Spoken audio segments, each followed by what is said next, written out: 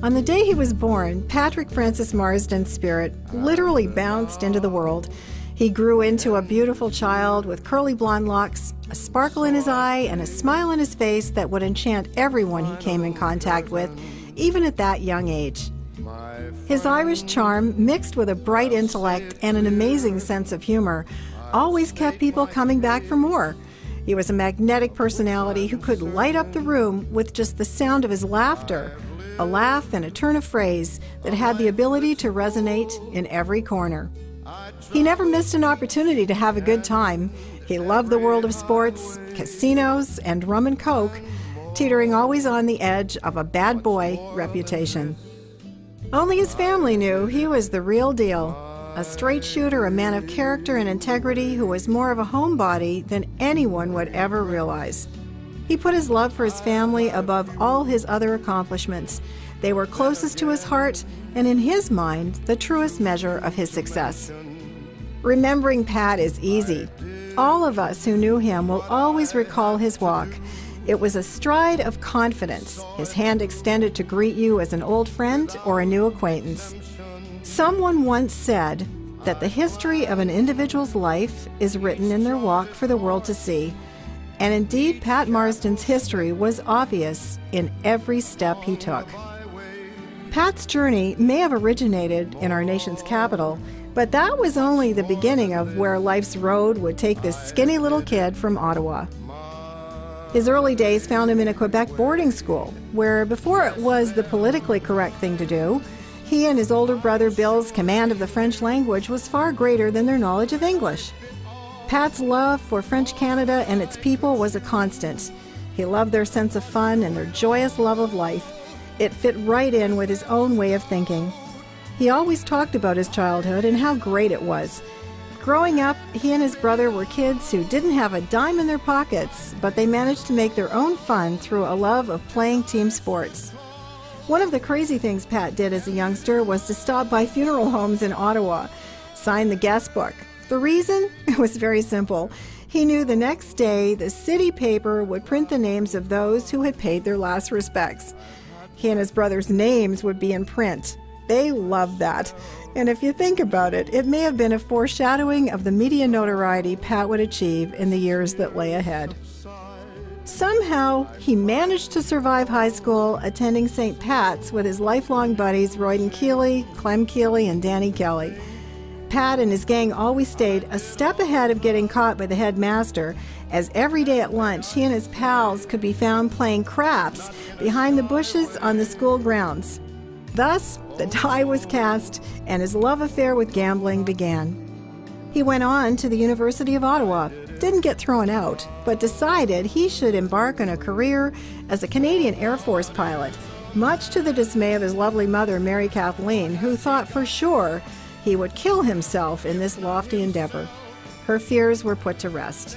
After several months defending our country, flying over the landscape of Moose Jaw, Saskatchewan, Pat realized he was never going to be mechanical, never going to be able to dismantle the plane's engine and put it back together again. No matter how much effort he put into this area of flight training, he became very aware that possibly he and the rest of the world would be a safer place if he hung up his newly acquired wings and went back home to Ottawa. With no definite career plans in view, Pat dropped in on his old buddy Dan Kelly. He discovered that his friend had ventured into the broadcast business. He had become a radio sports announcer, and when Danny suggested that Pat should give the broadcasting game a shot, it soon became clear that Patrick Marsden must have been born with a microphone in his hand. The fit was perfect. Pat had a tremendous love of the sports world, but more importantly, his incredible knowledge of sports would forever mark him as a true aficionado. He didn't, however, just walk in the door and land an on-air gig. He always told his children and his grandchildren that he worked very hard, reading aloud from the newspapers, all the sports news, and box scores. He practiced every day in order to perfect his on-air persona, his radio delivery, and voice projection. That old expression, practice makes perfect, in Pat's case, it did indeed. Armed with his unflappable confidence in himself and his natural talent, he quickly landed his first on-air job in Blind River. The job paid $45 a week, a tidy sum in those days, and it was the beginning of a match made in broadcast heaven. Pat would go on to work in Niagara Falls and Fort William before returning to Ottawa, and with every move achieving a higher degree of professionalism and broadcasting expertise. His tremendous broadcasting ability was quickly recognized, and in a few short years he was invited to Toronto by Johnny Esau to audition for World Beat News and the position of evening sports announcer at the CTV Network's flagship station, CFTO-TV. On the day of his audition, he was asked if he required any preparation time in order to write a script before going on set, whereupon he declined and proceeded to deliver a flawless 3-minute sportscast without the benefit of a pre-written script or the addition of videotape segments. His sportscast was completely ad-libbed from start to finish, and of course, he got the job. A few years later, he was named sports director of CFTO-TV. In short order, he was called upon to work on the Canadian Football League broadcasts as the play-by-play commentator for the CTV network, a position he held for over 20 years. During that time in the broadcast booth, his color man was the late, great Mike Wadsworth. Mike, as most of us will recall, went on to become Canada's ambassador to Ireland and subsequently the director of sports at the University of Notre Dame.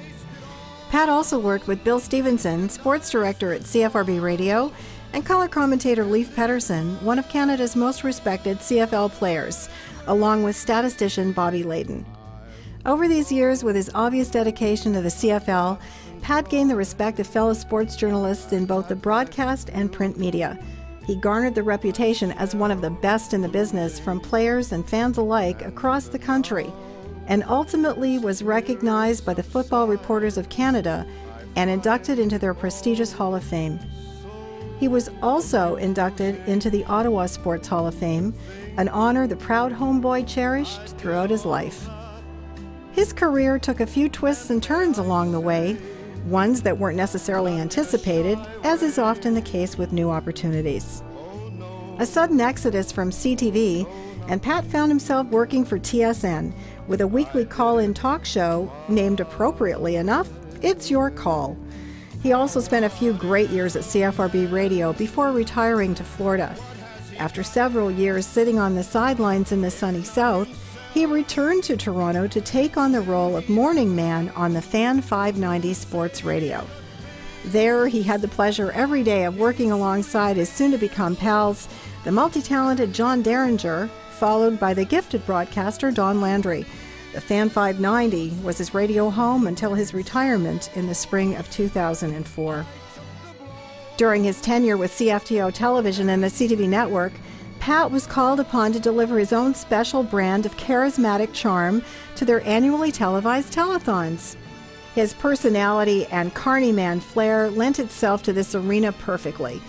He was the guy audiences could relate to, and he was very successful in helping many worthy organizations acquire the donations they so desperately needed. It was as a result of his association with these different charities that Pat also set some personal standards for himself. He would often, throughout the course of his career, help a child who could not afford the cost of sports equipment. He always approached this anonymously, never wanting any thanks. And so it is towards this unselfish endeavor that the Pat Marsden Foundation has been established by friends and family as a lasting tribute and legacy to the man himself, and also as a continuation of a dream he had to help one child at a time get in the game. Pat's sign-off in his early radio broadcasting days was a simple one, and one that rings true to this day. If you lose, say little. If you win, say less. Playing sports is a great way for a child to learn in their heart and spirit what that slogan truly means. Pat believed every child deserved the opportunity to pursue their own personal goal of participating in sports in our country. But because the cost can be so prohibitive, many don't get the chance.